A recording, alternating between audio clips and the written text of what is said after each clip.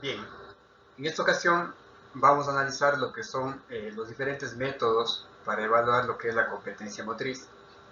Vamos a partir haciendo un recordatorio rápido sobre lo que ya hemos analizado en una clase anterior, sobre los métodos que les acabo de mencionar. Por un lado, dentro de lo que son los métodos de evaluación de la competencia motriz, tenemos los métodos que son objetivos y los métodos subjetivos. Los métodos subjetivos decíamos que se pueden dividir en lo que son los autorreportes, los que son los reportes proximales, y dentro de esos reportes proximales lo que son dados por los padres o dados por los profesores de educación física. Y en el ámbito de los métodos objetivos tenemos el método de la observación, utilizando instrumentos como por ejemplo el MAPC2, el 3JS, entre otros test que permiten realizar dicha observación. Y tenemos los métodos que usan dispositivos que evalúan la parte motriz, ya sea dentro de un laboratorio o utilizando dispositivos portátiles como el caso de los acelerómetros. Además, habíamos mencionado que el uso de los métodos tanto objetivos como subjetivos iban a estar en dependencia de varios aspectos, entre ellos el costo que significaría realizar dicha evaluación, ya que mientras más objetivos son los métodos que se utilizan para la evaluación de la competencia motriz, el costo va a ser mucho más elevado. Otro aspecto a considerar es el tamaño de la muestra, es decir, la cantidad de participantes a los que se les va a aplicar la evaluación de la competencia motriz. De igual manera, mientras más pocos son los participantes, pues se pueden utilizar los métodos objetivos, y mientras más cantidad de participantes tenemos, pues tendríamos que orientarnos hacia los métodos subjetivos. Sin embargo, se tiene que analizar un aspecto muy importante en relación con esta selección, entre ellos la calidad de la información que yo quiero recopilar. Porque si yo quiero tener una información lo más próximo a lo real, es decir, con un mínimo de error, pues tendría que orientarme hacia los métodos objetivos para evaluar la competencia motriz.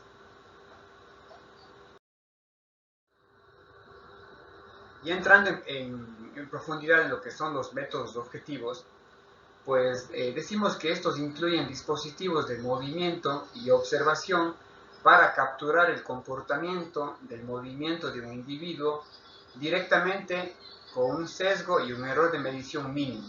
Es decir, cuando yo utilizo este tipo de métodos objetivos, pues el nivel de error o sesgo que puede provocar se simplifica de una manera muy gradual y muy importante para lo que yo deseo desarrollar.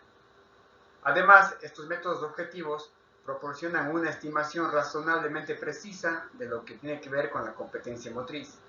Así como podemos observar en la gráfica, pues dentro de estos dispositivos podemos contar con lo que son los acelerómetros, lo que observan el dispositivo pequeño de color rojo que se encuentra en la parte superior. Podemos utilizar también lo que son los medidores del nivel de equilibrio, ¿sí? O también conocidos como giroscopios, lo que observamos en la gráfica del medio, cámaras especializadas para evaluación del movimiento, como son la cámara Kinetic, que lo observamos en la parte inferior, así como otros dispositivos que están vinculados a los teléfonos celulares, o también llamados smartphones, que nos permiten pues disminuir en mayor medida el riesgo o el sesgo o el error relacionado con lo que sería la medición. Entonces, esa es una de las características importantes que tiene el uso de los métodos objetivos.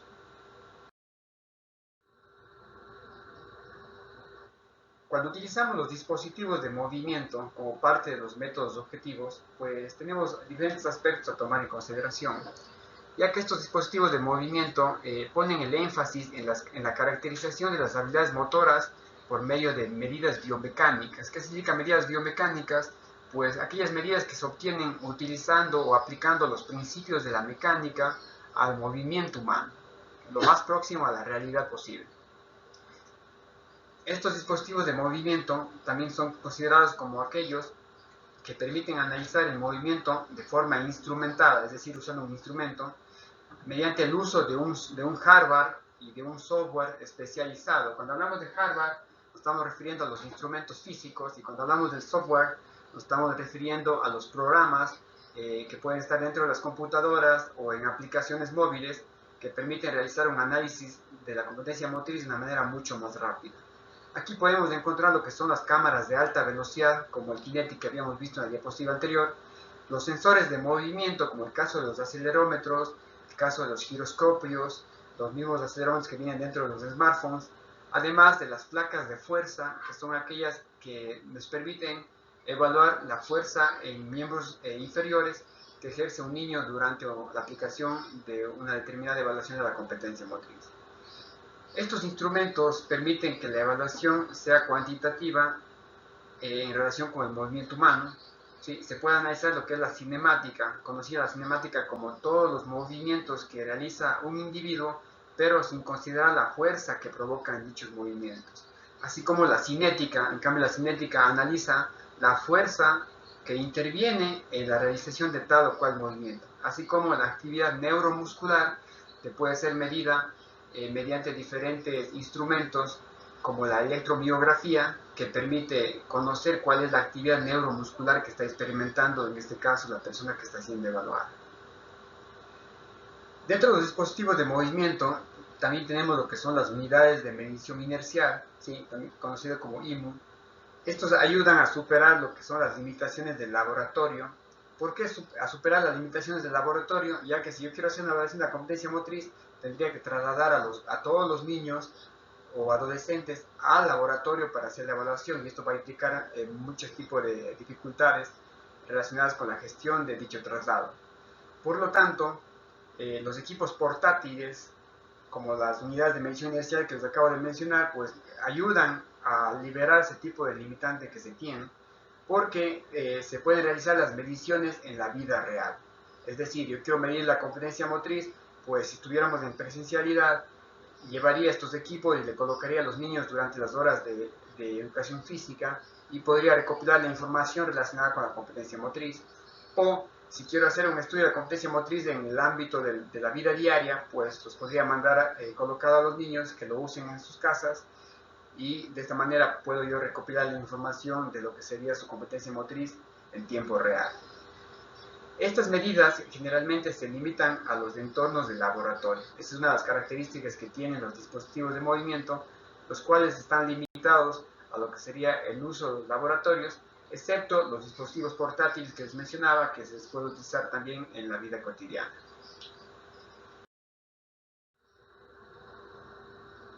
En lo que respecta al método de la observación, que están dentro de los métodos objetivos, pues estos generalmente siguen un procedimiento estándar en términos de pautas y condiciones. ¿A qué se refiere esto de que siguen un procedimiento estándar en cuanto a términos de pautas y condiciones? Es decir, que estos tienen previamente elaborado un protocolo, ¿sí? Un protocolo que se debe seguir de tal forma que si es evaluado por diferentes individuos o por diferentes evaluadores, pues se garantice que todos sigan el mismo procedimiento de evaluación.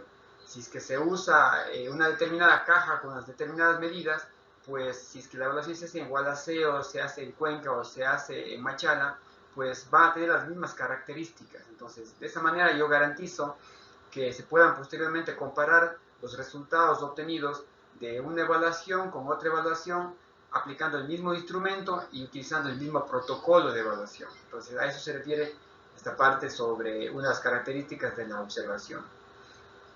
Este método de observación implica que un individuo, que en este caso sería la persona que evalúa, primero visualice, observe, luego registre de una manera muy sistemática el rendimiento de un participante en un conjunto de tareas de habilidades motoras, ¿sí? Entonces, esa es la función que cumplirían ustedes como futuro profesional de actividad física del deporte. Si utilizan este método, ustedes visualizarían y luego registrarían cada uno de los resultados que se van obteniendo, utilizando en este caso la ficha de registro de las pruebas.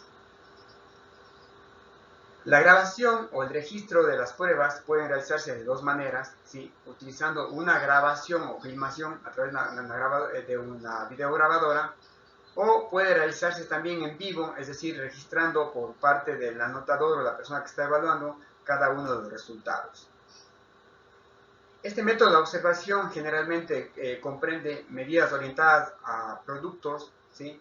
Es decir, aquellas que miden el resultado final del movimiento, pero también se pueden utilizar medidas que están orientadas hacia los procesos, es decir, se centran en la calidad del movimiento. Por ejemplo, el MAFC2 es un instrumento, un test que se rige por evaluar lo que sería el producto, el resultado final, más no el procedimiento, qué tan bueno, qué tanta es la calidad del movimiento que está realizando el niño que está siendo evaluado. Entonces, vuelvo a repetir esta parte. Cuando utilizamos el método de observación, nos vamos a encontrar que con test que miden por un lado el producto, es decir, el resultado final, y por otro lado lo que sería el procedimiento, es decir, la calidad del movimiento que se realiza para llegar a dicho producto final. Por lo tanto, si es que el test mide el producto, si yo evalúo a dos niños de las mismas edades con la misma prueba, por ejemplo, la pata coja, es decir, que salte manteniendo el equilibrio con una sola pierna, si el niño logra llegar a cumplir la distancia de 1,80 metros sin asentar el pie, pues tiene una calificación de 5 puntos. ¿Ya? Si es que aplico el test que mide el producto o resultado final. A pesar que el otro niño haya tenido muchas dificultades, no haya sentado el pie, pero se nota que tiene desequilibrios en el trayecto, pero si cumple el 1,80 m de distancia y llega, también tendrá 5 puntos. Sin embargo, al analizar a estos dos individuos, ¿quién de ellos tiene mejor competencia motriz? Desde el punto de vista del producto, los dos tienen igual competencia motriz.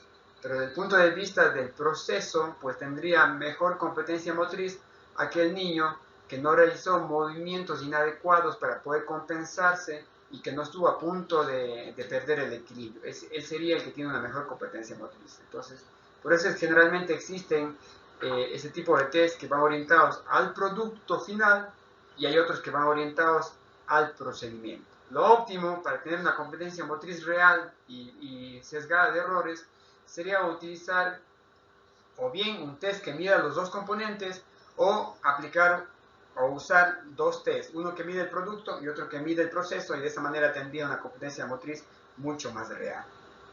Generalmente este método de la observación se utiliza en entornos clínicos, en entornos educativos y en el ámbito del hogar. Cuando hablamos de entornos clínicos, pues en diferentes espacios como laboratorios donde se dediquen específicamente a evaluar lo que es la competencia motriz. En contextos educativos se refiere cuando la evaluación se hace en las escuelas o colegios, y en el ámbito del hogar cuando se evalúa la competencia motriz en las actividades de la vida cotidiana. Bien, continuando con la aclaración sobre lo que son los test que tienen como objetivo medir el producto y otros que tienen como objetivo el proceso, pues tenemos algunos de ellos, como se observa en la lámina. Por ejemplo, tenemos el BOT de Brunick-Osersky, que es un test que mide el producto. Otro de ellos es el KTK, o prueba de coordinación de Corporate Coordination por Kinder. Y el MOVAC, que es una prueba que mide el resultado del movimiento, por ejemplo, la velocidad de la patada a un balón, entre otros aspectos. Entonces, estos, por ejemplo, son test que se enfocan en medir lo que sería el producto final, el resultado final de la aplicación de una prueba. Y por otro lado, dentro de lo que son los test que miden el proceso, tenemos la prueba de desarrollo motriz grueso, la TGMD, y la prueba GSGA, que es una prueba que mide o evalúa la actividad o las habilidades motrices relacionadas con el proceso. Entonces, estos dos test, por ejemplo, no solamente se enfocan en el ámbito del producto final, sino la calidad del movimiento que realizan los evaluados en relación con cada una de las pruebas. Estos test son conocidos como test estáticos. ¿Por qué son test estáticos? Porque no implica el trasladarse de un lugar a otro para cumplir cada una de las pruebas, sino se realizan en el mismo sitio. A continuación vamos a ver la diferencia entre lo que son los métodos estáticos y los métodos dinámicos de las pruebas de observación. En el lado izquierdo de la diapositiva pues podemos observar lo que son las características de los métodos estáticos o los test de observación estática, donde el individuo, el estudiante, primero tiene que recibir una instrucción en relación con la prueba que tiene que realizar, luego de ello desarrolla la habilidad motriz y finalmente se registra un rendimiento en relación con la prueba que está dando.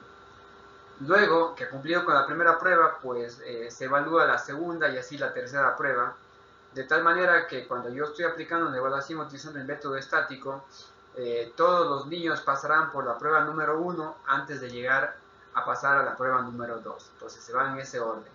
En cambio, cuando se utilizan los métodos dinámicos, se trabaja como por ejemplo por estaciones.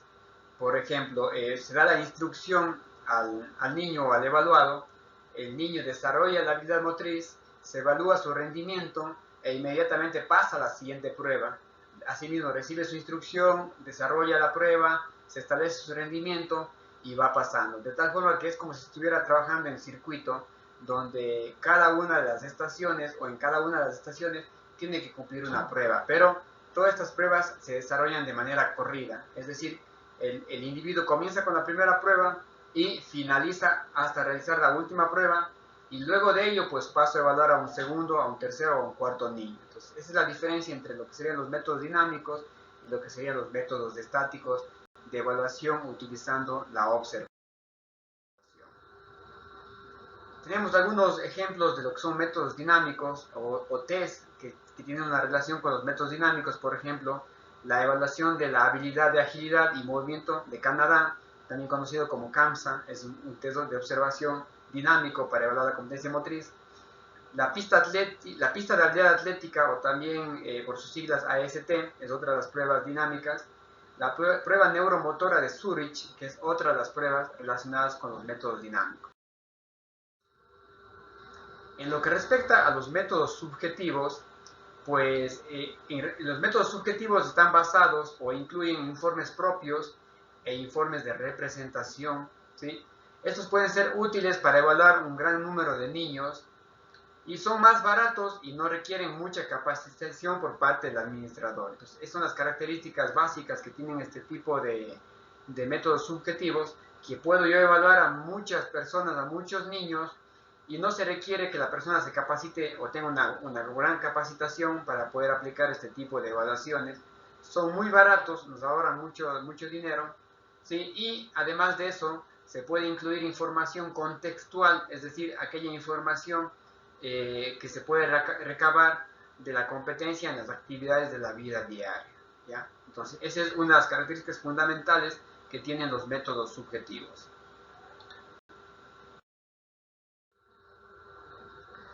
Dentro de los métodos subjetivos, pues tenemos lo que se conocen como los métodos relacionados con los autoinformes, ¿sí?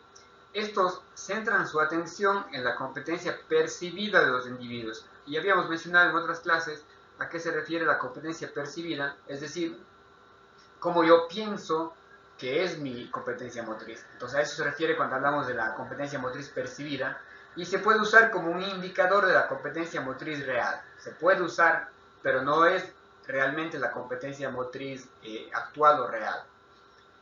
Otra característica de los autoinformes es que se deben usar a partir de los 8 años de edad, y es importante considerar la edad de desarrollo del niño para decidir si usar en formato pictórico o en formato escrito. Cuando decimos en formato pictórico, hace referencia a que el niño tiene que identificar mediante gráficos cómo está su competencia motriz, ¿sí? Y cuando hablamos de formato escrito, pues el niño tiene que describirnos, o tiene que escribir cómo es su competencia motriz desde el punto de vista del autoinforme. En lo que respecta a los autoinformes, se pueden usar como un indicador de la competencia motriz real, pero no deben reemplazar a la evaluación motora real, ¿sí? Sirven, pero la mejor opción es la evaluación motriz real, que es aquella que se aplica mediante la evaluación en tiempo real.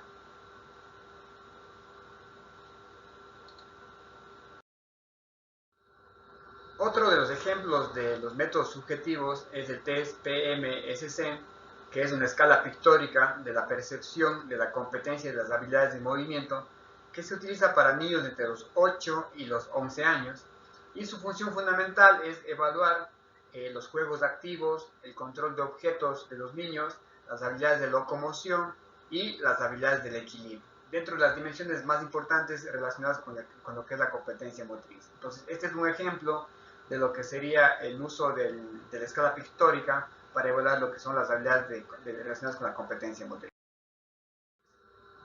Otro ejemplo es el cuestionario de competencia motriz para adolescentes AMCQ, que se utiliza para personas o individuos entre los 12 y los 18 años. Este test lo que hace, o este cuestionario lo que hace es de evaluar las tareas motrices finas y gruesas y otros aspectos relacionados al deporte, a la escuela, el autocuidado y a la vida diaria. Entonces, este en cambio ya no es una escala pictórica, o es decir, no se basa en gráficos, sino es un cuestionario, sería un informe escrito que tiene que dar el individuo en relación con la percepción de su competencia motriz.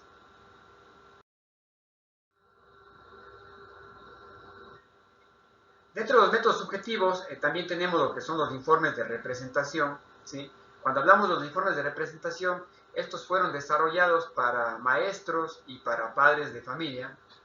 Centran su atención en la evaluación de las habilidades funcionales requeridas en las actividades de la vida diaria, e incluso algunos para lo que es la capacidad de desempeñarse en habilidades de autocuidado, como por ejemplo vestirse sin ayuda, lavarse los dientes, alimentarse. Se utiliza generalmente en niños pequeños, en niños que tienen una edad menor a 8 años, y sus resultados se asocian más fuertemente con la habilidad locomotriz o con la habilidad motriz real. ¿Sí? Esa es la característica de este tipo de informes de representación. Vuelvo a repetir que debe ser realizado por un profesor de educación física o por el padre de familia, y generalmente lo que evalúa son las habilidades de la vida diaria del niño, sobre todo las relacionadas con el autocuidado, pero debe ser aplicado con niños menores a 8 años.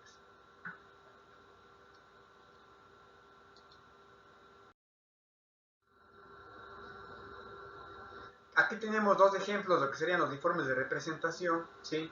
El primero para lo que es la estimación de la forma de actividad de los profesores, y la otra que es un cuestionario para profesores que a través de la observación que mide el tema de la motricidad, o conocido como el MOOC-T.